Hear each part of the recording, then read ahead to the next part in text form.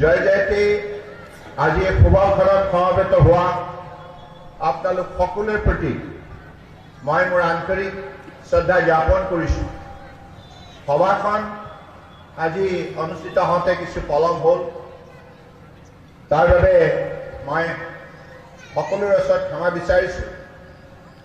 আমি বতৰ সঠিক নথকাৰ বাবে দেৰিকৈ গুৱাহাটীৰ পৰা আৰম্ভ কৰিব লগা হ'ল। যাই কি নহওক, পৰম শ্ৰদ্ধা ৰাইজ, মই আপোনালোকক অভিনন্দন জনাইছোঁ। আজিৰ তাৰিখত অসমৰ বৰাক ব্ৰহ্মপুত্ৰ পাহাৰ ভৈয়ামত বসবাস কৰা বৃহত্তৰ অসমীয়া সমাজখনে মিলা প্ৰীতিৰে ঐক্যবদ্ধ প্ৰচেষ্টাৰে ভাৰতবৰ্ষৰ বুকুত অসমক অন্যতম শক্তিশালী ৰাজ্য হিচাপে প্ৰতিষ্ঠা কৰাৰ যাত্ৰাত নিষ্ঠাৰে আজি তেখেতসকলে আত্মনিয়োগ কৰিছে।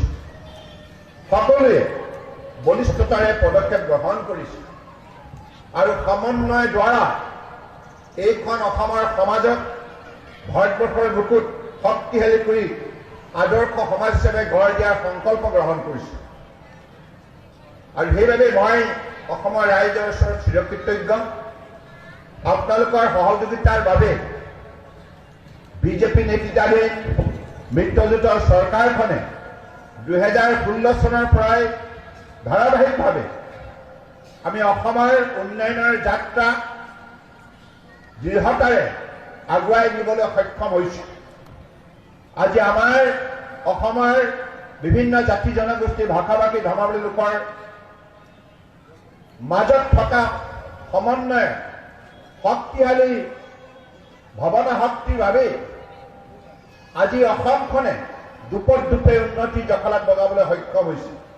আৰু আমাৰ কাৰ্যকালত জনসাধাৰণৰ সহযোগত ৰাস্তা পদূলি, দলং, শিক্ষানুষ্ঠান, চিকিৎসালয়, নানা ধৰণৰ সৰু সৰু উদ্যোগ প্ৰতিষ্ঠা, কৃষি ক্ষেত্ৰত, মৎস্য উৎপাদনৰ ক্ষেত্ৰত বিভিন্ন ধৰণৰ উল্লেখযোগ্য সফলতা ইত্যাদি সম্ভৱ হৈছে। আজি এই বোকাজানতেই আপোনালোকে নিজেই প্ৰত্যক্ষ কৰিছে যে আপোনালোকৰ মৰমৰ বিধায়কগৰাকী দিনে নিশাই কৰা পৰিশ্ৰমৰ ফলত আজি কাৰ্বি আংলঙৰ অন্যান্য বিধানসভা সমষ্টিৰ লগতে বিধানসভা সমষ্টি বোকাজানৰ উল্লেখযোগ্য উন্নয়ন সম্ভৱ হৈছে। আজি আপোনালোকে নিজেই দেখিছে কংগ্ৰেছৰ কাৰ্যকালত জৰাজীৰ্ণ হৈ থকা ৰাস্তা পদূলি আজি আমাৰ বিজেপি নেতৃত্বাধীন চৰকাৰৰ কাৰ্যকালত প্ৰতিটো ৰাস্তাই আজি সুন্দৰ ৰূপত গঢ় লৈ উঠিছে। ৰাইজে যাতায়াত আৰু যোগাযোগৰ ক্ষেত্ৰত আজি সুন্দৰ ব্যৱস্থা, আন্তঃগাঁথনি অৱস্থা বা ব্যৱস্থা পাবলৈ সক্ষম হৈছে। মই বিশেষকৈ কাৰ্বি আংলং অট'নমাছ কাউন্সিলৰ মুৰব্বী তুলিৰাম ৰামহাং ডাঙৰীয়াক বিশেষভাৱে ধন্যবাদ জনাইছোঁ। তেখেতে প্ৰতিগৰাকী নিৰ্বাচিত প্ৰতিনিধিক লগত লৈ এই বৃহত্তৰ কাৰ্বি আংলং অট'নমাছ কাউন্সিলৰ অধীনত থকা প্ৰতিটো সৰু বৰ জাতি জনগোষ্ঠীক আস্থা আৰু বিশ্বাসত লৈ এই অঞ্চলৰ উন্নয়নৰ বাবে যি দৃষ্টান্তমূলক পদক্ষেপ গ্ৰহণ কৰিছে, তাৰ বাবে আজি কাৰ্বি আংলং জিলাখনেই অসমৰ বুকুতে নহয় ভাৰতবৰ্ষৰ বুকুত চকুত লগা জিলা হিচাপে গঢ় লৈ উঠিছে। গতিকে আগন্তুক দিনত এই তিনিখন পাহাৰীয়া জিলা অসমৰ শক্তি ভাণ্ডাৰ, সম্পদ শক্তি সম্ভাৱনাৰে সমৃদ্ধিশালী। গতিকে এই তিনিখন পাহাৰীয়া জিলাৰ আগন্তুক দিনত আধুনিক ধ্যান ধাৰণাৰে শক্তিশালী কৰি তোলাৰ লক্ষ্য ইতিমধ্যে অসম চৰকাৰে নিৰ্ধাৰণ কৰিছে।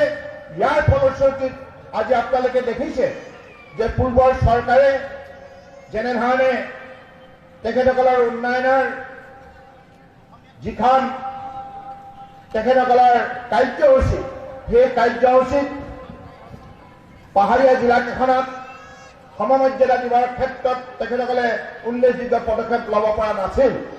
কিন্তু আমাৰ চৰকাৰৰ কাৰ্যকালত দেশৰ মাননীয় প্ৰধানমন্ত্ৰী নৰেন্দ্ৰ মোদী ডাঙৰীয়াৰ সাৰ্বজনীন নীতিৰ ভিত্তিত আমি সকলোকে সমমৰ্যাদা প্ৰদান কৰি, সকলোকে সমগুৰুত্ব প্ৰদান কৰি, সকলোৰে সম উন্নয়নৰ বাবে যি দৃঢ়তাৰে পদক্ষেপ গ্ৰহণ কৰিছোঁ, ইয়াৰ ফলশ্ৰুতিত আজি অসমৰ বুকুত থকা ৩৬খন জিলাই সকলো ধৰণৰ ৰাজ্য চৰকাৰৰ সিদ্ধান্তৰ আজি তেখেতসকলে বিশেষভাৱে লাভান্বিত হৈছে আৰু কেন্দ্ৰীয় চৰকাৰৰ প্ৰতিখন আঁচনি সুফল পাবলৈ সক্ষম হৈছে।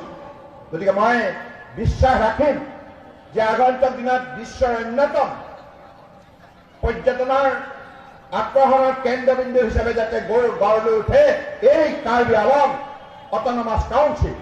গতিকে এইখন অট'নমাছ কাউন্সিলে আগন্তুক দিনত দেশ বিদেশৰ পৰ্যটক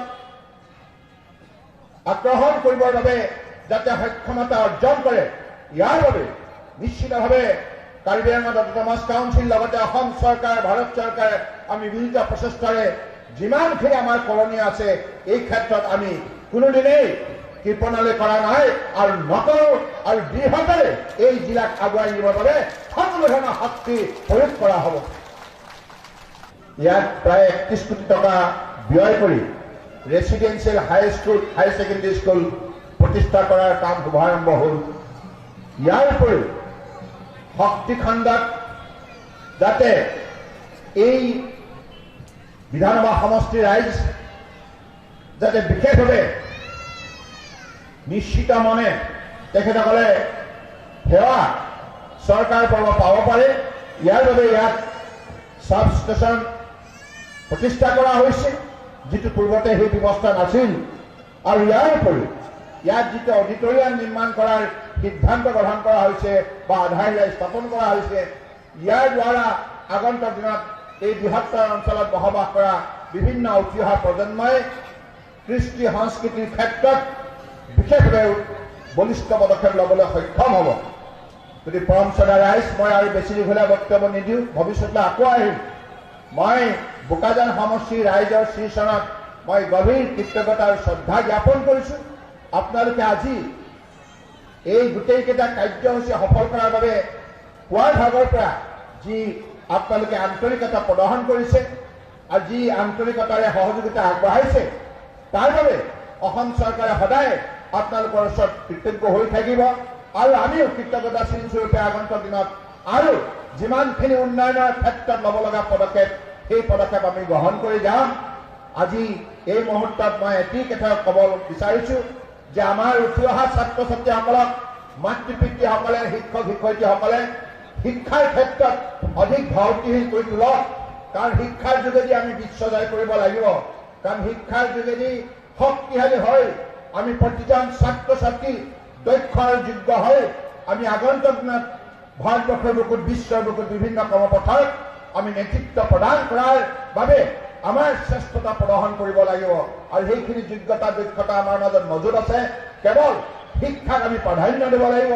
আৰু সেইবাবে অসম চৰকাৰৰ তৰফৰ পৰা আমি 2016 চনৰ পৰাই অসমৰ প্ৰতিটো পৰিয়ালৰ পুত্ৰ কন্যাই যাতে শিক্ষা গ্ৰহণ কৰিব পাৰে তাৰ বাবে আমি নামভৰ্তি বিনামূলীয়া কৰিছোঁ। বিনামূলীয়া নামভৰ্তি, বিনামূলীয়া পাঠ্যপুথি আৰু বিনামূলীয়া ইউনিফৰ্ম, জলপানী, আনকি হোষ্টেলৰ খৰচ পৰ্যন্ত বহন কৰাৰ দায়িত্ব বহন কৰিছে এইখন বিজেপি নেতৃত্বাধীন মিত্ৰজোঁট চৰকাৰে। লক্ষ্য হৈছে শিক্ষাৰ যোগেদি অসমক শক্তিশালী কৰি তোলা, শিক্ষাৰ যোগেদি ছাত্ৰ ছাত্ৰীসকলক যোগ্য আৰু দক্ষ কৰি তোলা, দৃঢ় কৰি তোলা, নিৰ্ভীক আত্মবিশ্বাসী কৰি তোলা, যাতে আগন্তুক এই ছাত্ৰ ছাত্ৰীয়ে কেৱল অসমৰ বুকুতে নহয়, ভাৰতবৰ্ষৰ বুকুতে নহয়, বিশ্বৰ বুকুত বিভিন্ন কৰ্মপথাৰত শক্তিশালীভাৱে নেতৃত্ব বহন কৰিব পাৰে।